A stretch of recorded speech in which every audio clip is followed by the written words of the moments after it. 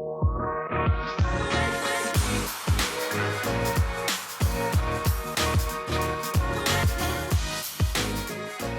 back to The Void, where a couple youth pastors talk about anything and everything. I'm Tyler. And I'm Brennan. We got a little bit of a different scene today. I got strep throat, so I'm down and out. Not trying to get anybody sick. But I feel good. I feel good. Well, take us down the road, Tyler, a little bit about where the last 4 episodes, four episodes have been. Catch the listeners up to speed. Well, the last 4 episodes have been really interesting. Our first one was about social media. Then we hit on conspiracy theories and cancel culture, which those are kind of in the same vein. I don't know if they actually are, but they seem like they are. I do feel like we could have done that for 4 episodes. Though. Oh, yeah, easily.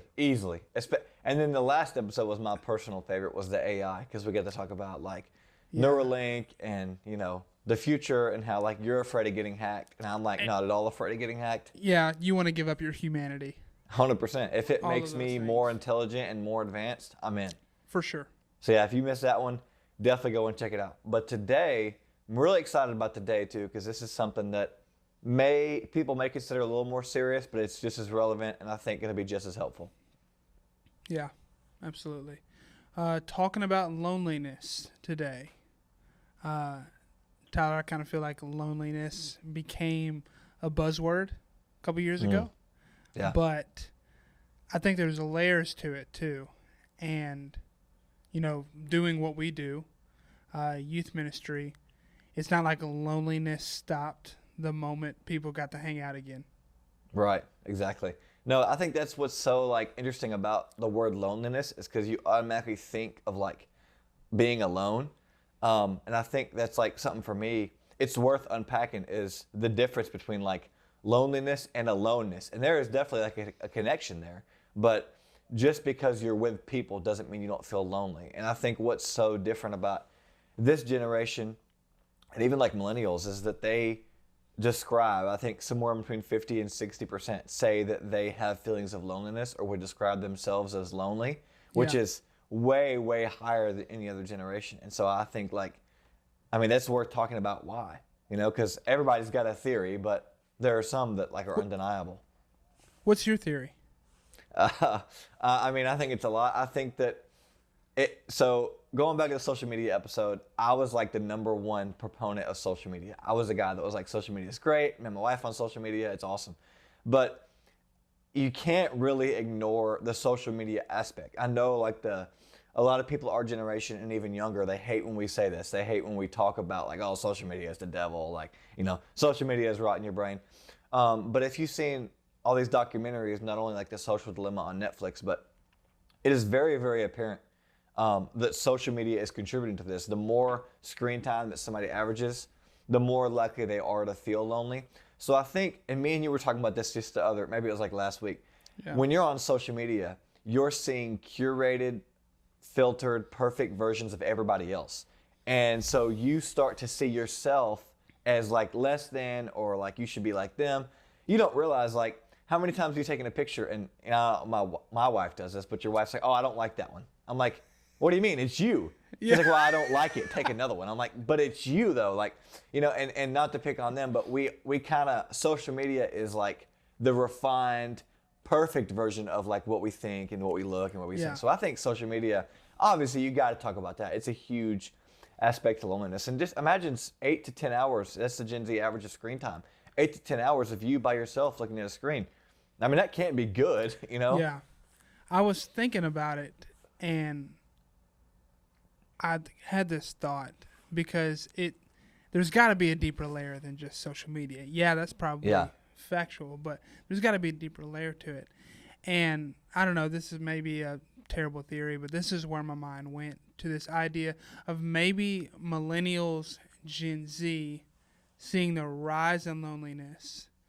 And honestly, the moments of loneliness that I experienced personally, I really do think may be due to this renewed generational sense of achievement. And in order to be great, do great, sometimes you isolate yourself. Yeah. Or there's feelings of if I let other people in, then my world's not protected. Yeah. And so it's kind of like I don't want to be isolated, but I need to isolate myself in order to protect myself type thing. I don't know. That's kind of where my mind went because, like I said to start the episode, it's not like, here we are in May of 2022. Yeah. Things are for the most part back to where they were in 19. Right. So why is it? Why, if COVID and shutdown were the reason, Yeah. why has loneliness not dropped? I think you're exactly right. I think that is it's a huge contributor, but it's also not the sole reason. We kind of say now people always say, with COVID and everything, like watching the commercials in these trying times with COVID and everything, I'm like, well, now it's 2022. It's still around, but with COVID and everything doesn't have as much weight as it did then. So I don't know. I kind of want, when you say you think it's based on achievement, unpack that a little bit for me because I don't really know what you mean. Give me some specific examples. You mean career-wise? Career, life. I think for millennials, you could definitely say career. For Gen Z, I think it bends more towards a meaningful life. Yeah. So let's just say millennials, for example, career. This drive to achieve something. I set this mark. I set this benchmark. I want to achieve this. I want to be great at this. Yeah. And in order to do that, I'm looking at my life and saying, well, in order to do that, that means I have to work 60 hours a week instead of 40. Right. And when I should be resting, I need to be working.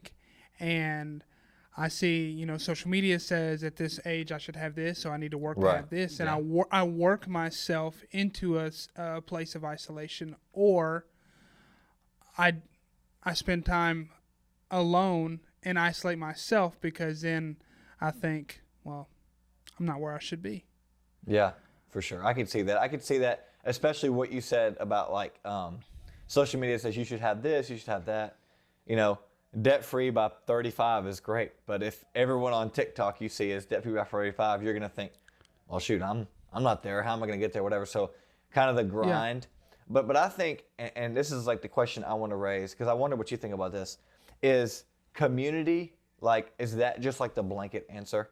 Be around people, have friends, go to a party, just be around people. I mean, how much is that the answer? Because it's obviously a large part. Yeah. I don't think community, period, is the answer. Yeah. Because, like you said, people can be extremely lonely and surrounded in big groups of people. That's why, I saw a terribly sad story of a girl on Facebook a couple of days ago, high school student that by every metric was popular, surrounded by people. Yeah. Yet she took her own life. And so it's not like community, as in people, is the answer. I think meaningful relationships is the answer. I think separating the two, and science backs that up, says you can actually go and check it out, that people that have meaningful relationships not only live longer, live 100%. but experience more. A greater sense of fulfillment, and there's all these other things that they've been able to draw from the study. I forget the name of the study, but it was a study that's the longest study that's ever been done over something like happiness. Yeah. And they came down to meaningful relationships. So I think community is the answer, but meaningful relationships is more important than just saying, well, go out and meet people. Yeah. Or whatever. I do think that's a really good distinction to make. I saw a stat the other day, which this was crazy.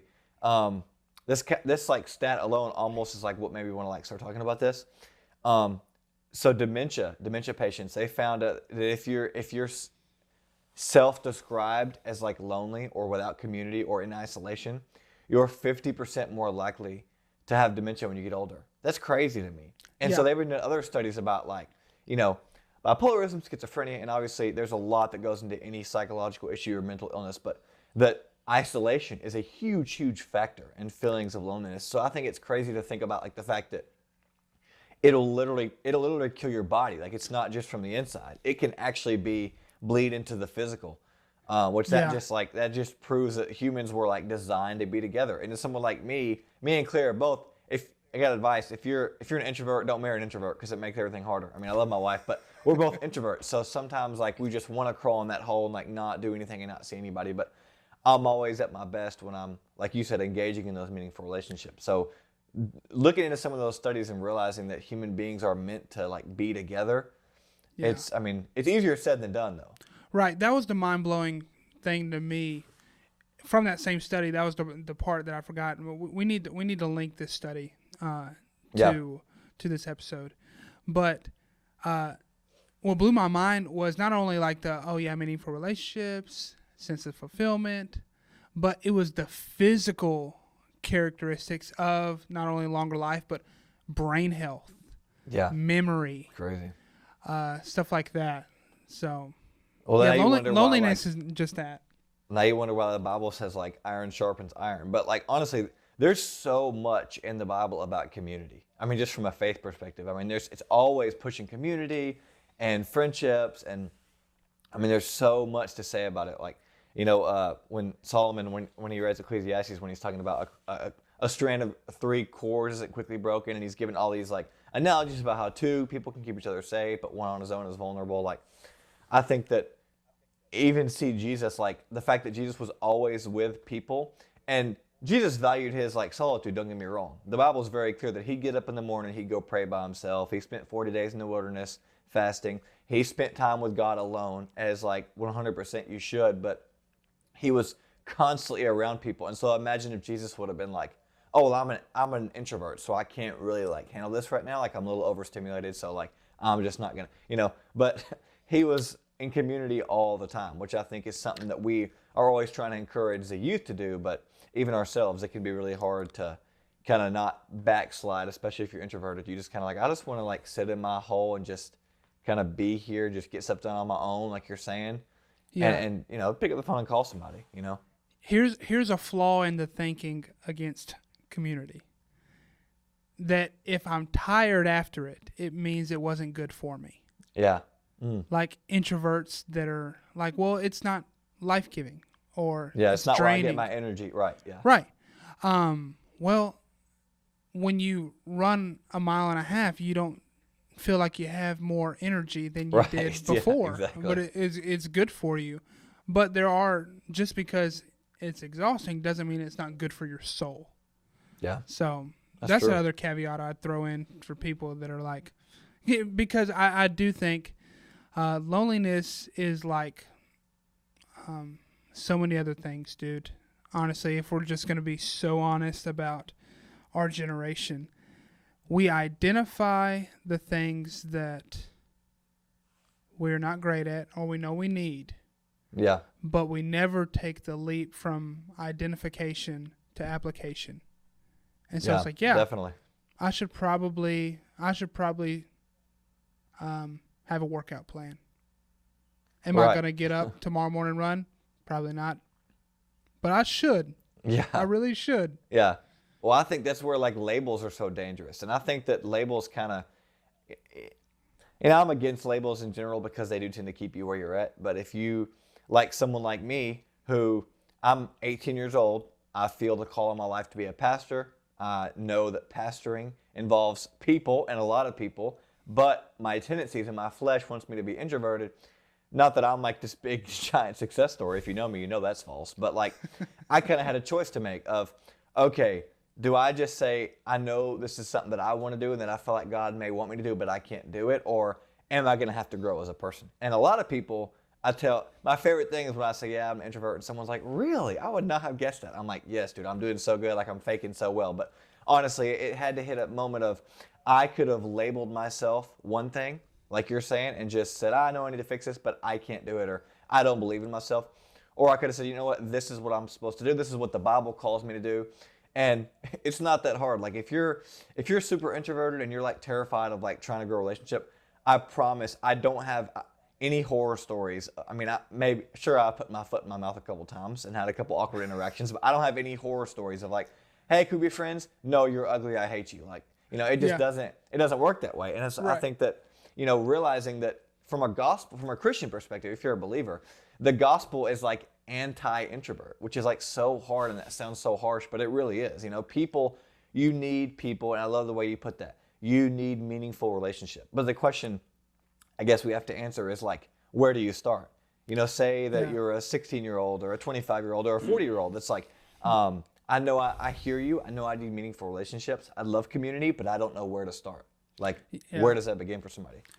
Yeah, well, a lot of people, especially the people we deal with on the daily, come to that realization or that point of questioning in the transitional phases of life. So, like right now, for example, maybe it's an 8th grader that's getting ready to step into high school. And you and I remember what that was like. That leap felt like you were going to the yard. 100%. In prison. Because you're like, these people are so much bigger than me. Same thing with the leap from high school to college. It's like, and then you throw into the mix, maybe you're changing geographical locations. Yeah. So it's like, where do I start?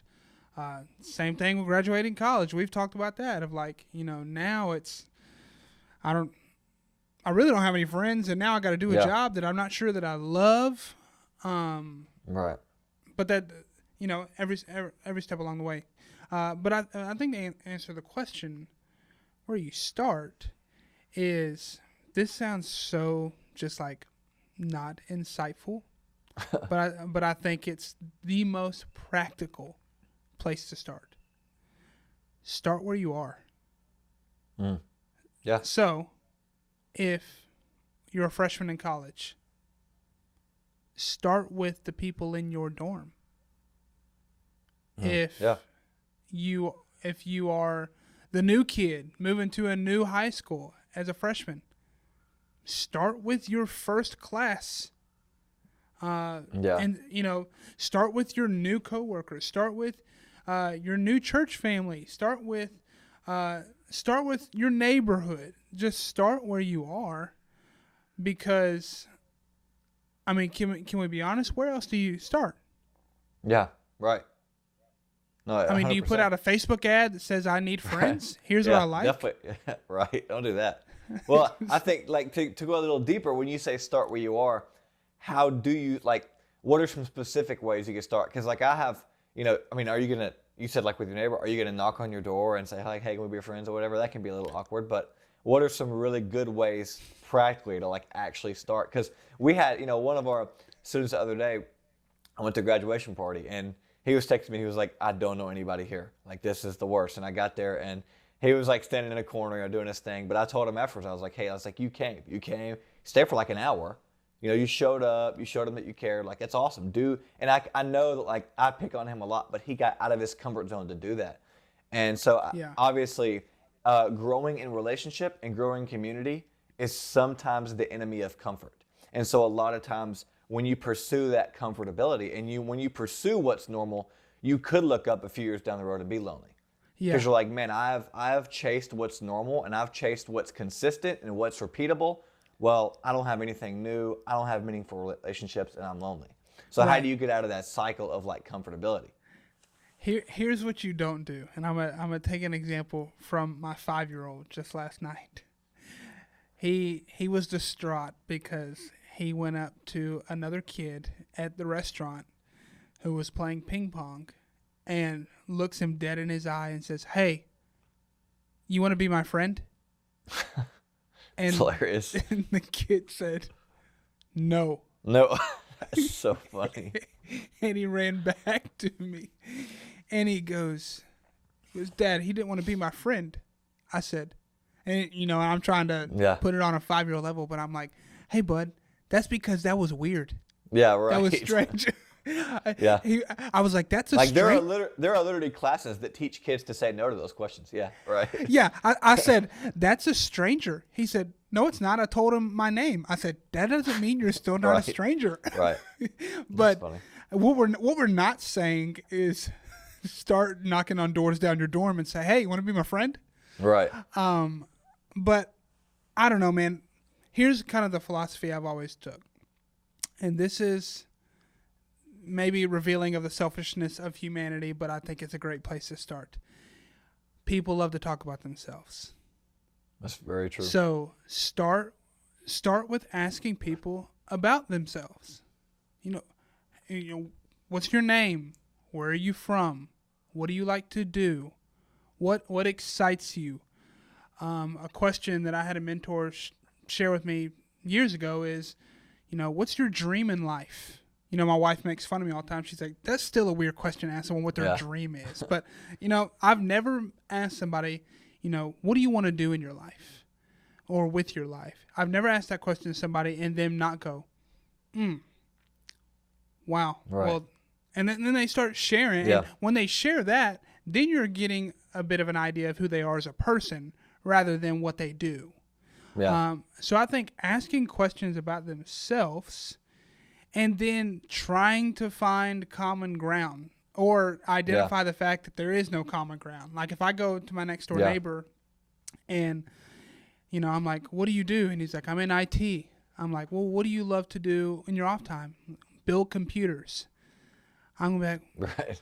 bro, we literally cannot speak the same language. Yeah. Right. But, Just stick to the courtcy wave on that one. Yeah, I'm saying, good to see you, Bob. Grass looks great. Right. That'll be the extent of our relationship.